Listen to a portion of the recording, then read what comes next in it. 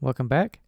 Last time we went through southern Kunark, and today we're going to go through northern Kunark, starting with the Burning Woods, the Skyfire Mountains, the over there Warslick's Woods, the Broken Teeth Islands, and down through this little area here. And we will finish up by going through the Field of Bone and finishing at Kabilis. But before we do that, I have something I want to show you real quick. Last time I mentioned I didn't know how to do a teleport to make the wizard spires work, but as you can see behind me, we've got a command block here, and I have figured it out. So keep your eye on that redstone block over there, and we are going to teleport. Yay, it works. And while we're here, I may as well show you the template I'm working on for the gates of Freeport, and probably Quenos also. So we'll just go up these stairs here. And it's got a redstone door that opens and everything. And this is going to be the wall design I use for Freeport. And I've got some other sneak peeks of things around here that's going to be going into the city. But for those of you that are curious about how this works, here is the command to do it. Type in the location you want to, the XYZ coordinates, and put a button on it, and there you go. So that means, since we're here at the Combine Spires, that the teleport spires I'm actually going to build in will have functionality. And also I think the Druid rings will work, and the Dragon rings, and all the other things. But let's leave the Dreadlands and head northwest here, up to the Burning Woods.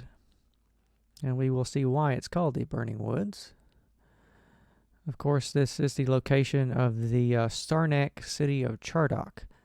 Will be located here. I've chosen about where the entrance should go. And we'll just take the road over the mountains here. And the Burning Woods are coming into view. Here we have a lot of dead trees in the Burning Woods. And the reason they are dead, of course, will be coming into view momentarily.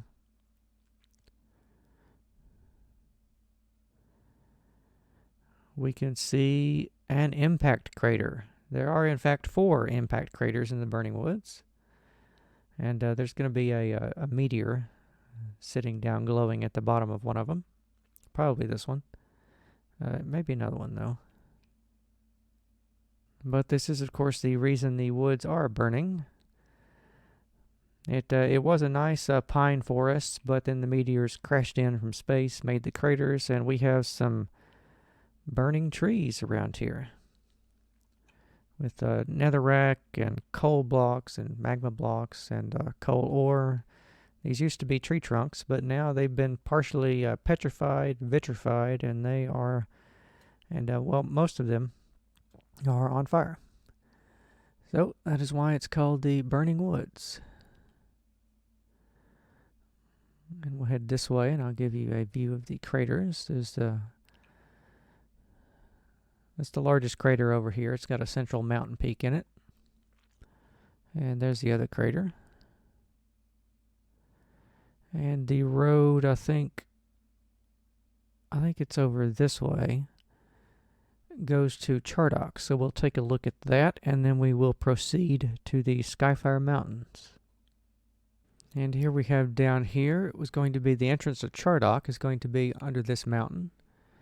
It's another underground city. I think that brings the total up to 5. I'm not sure. There's a bunch of them. But it's mostly a ruined underground city, sort of.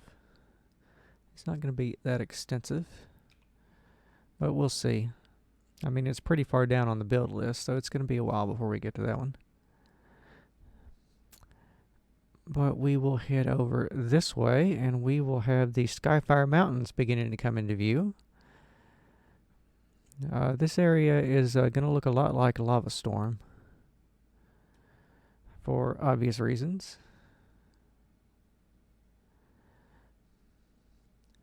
Except the mountains around here are granite, so it's even a little bit more red. And we have another lava lake in the center of the Skyfire Mountains. And over here to our left, we're coming up on the largest volcano in the world. It's located on Kunark. This is sort of like the Mount Doom of Kunark, I would say. And this is Vishan's Peak.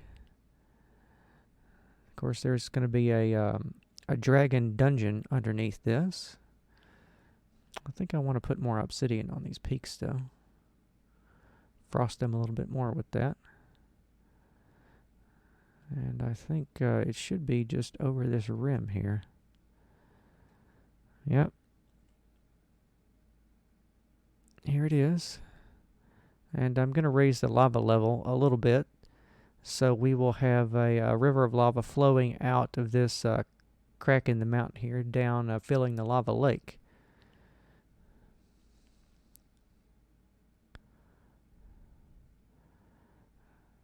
But let us head north a little bit. I think northeast, and we will come to the over there. That's what the zone is called. It's called the over there. And this is the location of the Dark Elf Fortress, where all the evil and non-aligned factions have to come to get off to Kunark. All the good people go to Veronave, but all the other people go to the over there. And for the over there, I've chosen a red desert type palette. This is the only red desert on Norrath. I thought it was rather fitting. And we have a few acacia trees around here. And if we followed the road this way, we will come to the location of the fortress, which we can just see coming into view on this little peninsula over here. That's where I'm going to build that. And there's going to be walls and building, and I think you can also take a ship. I think there's several ships that go there. There's a series of docks also. But if we turn south a little bit, we will see the main feature in the over there, which is the Grand Canyon of Norrath. This is the largest and deepest mesa biome we have. Down here is going to be the location of the dungeon of Carassus. I believe the full name is Carassus the Howling Stones. Another wonderful Kunark name.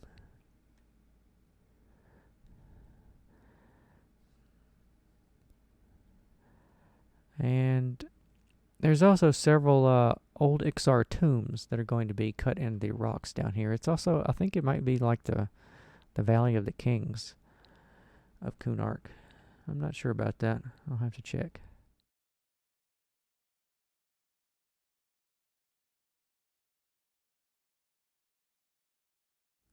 But the canyon itself extends a ways on around here.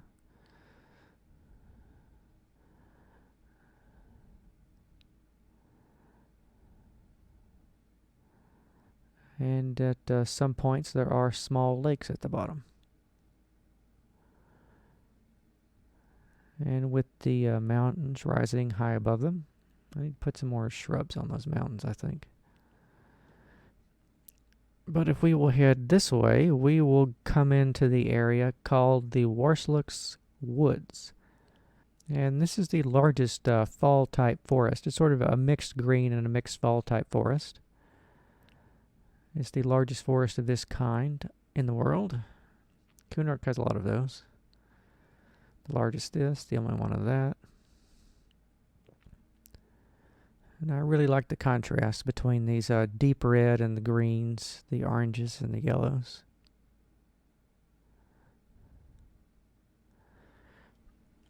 In fact, let's lower down in here and fly along the river here.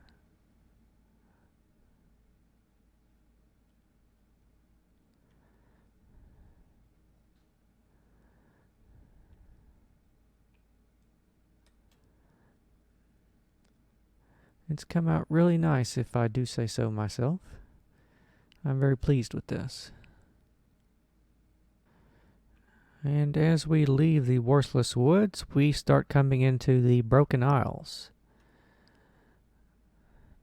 This is a large and extensive island chain out here. It's pretty much all covered with jungle and palm trees, and it's got some medium-sized mountains on it. It'd be a nice place to build a base if you wanted to get around in a boat as your primary means of transportation.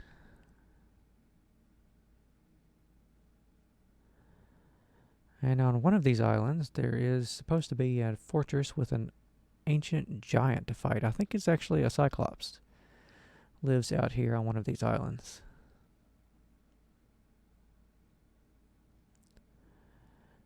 And there's a lot of warm coral and sea life out here as well. But as we leave the Broken Isles, we come to the beginning of the Field of Bone. We have a dried river outflow channel here. Sort of a desolate floodplain. Because I've designed the Field of Bone to be a dried up lake bed, is what it used to be.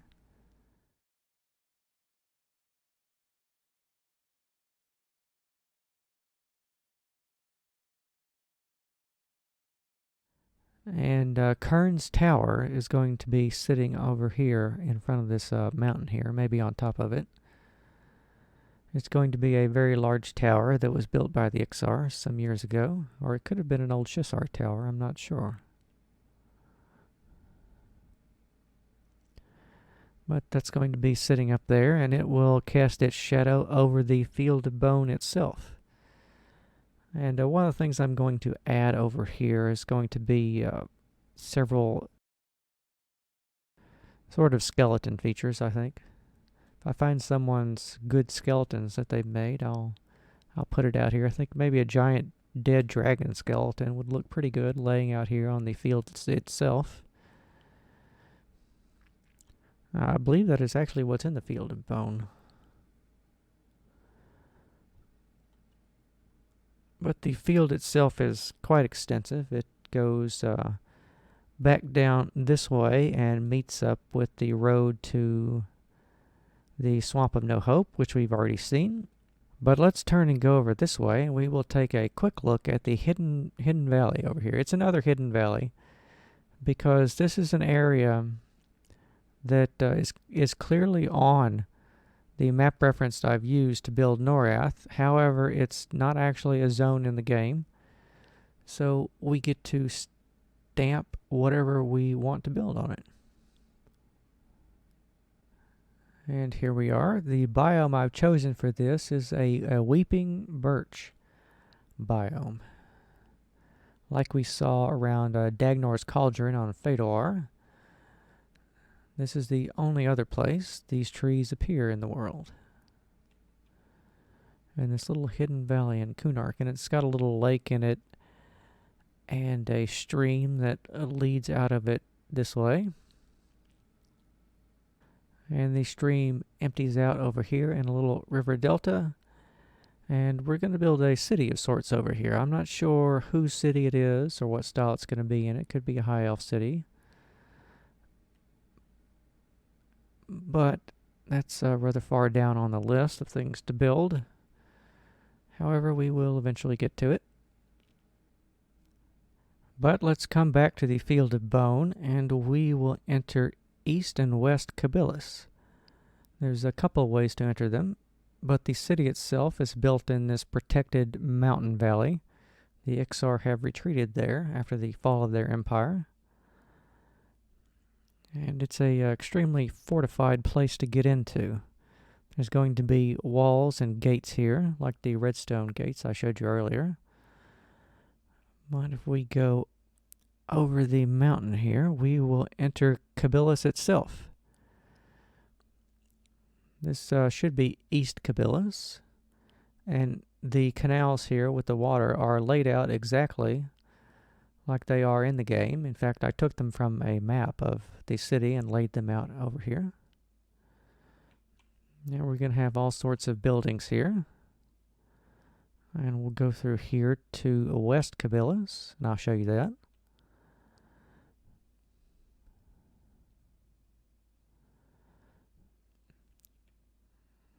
And it's going to be quite a large city down in here. And of course, there's going to be bridges over the canals and everything. It's going to be really good. I'm not sure when I'm going to get around to building Cabillas, but it might be the first city I build on a Kunark. It's either going to be this one or Fronave. And with that, our tour of Kunark is concluded. Join me next time when we will go to the frozen continent of Velius.